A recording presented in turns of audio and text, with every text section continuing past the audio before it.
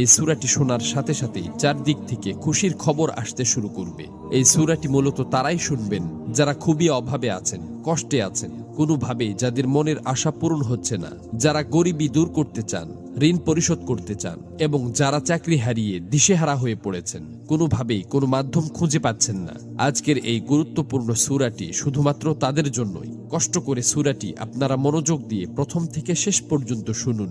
ইনশাআল্লাহ এই সূরাটি শোনার উসিলায় আপনাদের সকল অভাব অনটন গায়েব থেকে দূর হয়ে যাবে, সকল ঋণ পরিশোধের ব্যবস্থা হয়ে যাবে, মনের সকল অপূর্ণ আশা আকাঙ্ক্ষাগুলো পূরণ হয়ে যাবে। আপনি যা চাইবেন সাথে সাথে তাই কবুল হবে ইনশাআল্লাহ।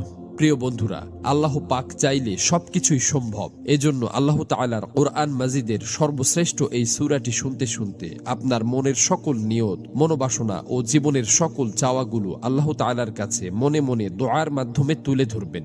আল্লাহ চান তো মুহূর্তেই আপনার জীবনটা পরিবর্তন হয়ে যাবে। প্রিয় বন্ধুরা, জীবনে তো অনেক প্রচেষ্টাই করেছেন, একবার না হয় কোরআন মাজিদের এই সূরাটির উপর বিশ্বাস রেখে প্রথম থেকে শেষ পর্যন্ত শুনলেন।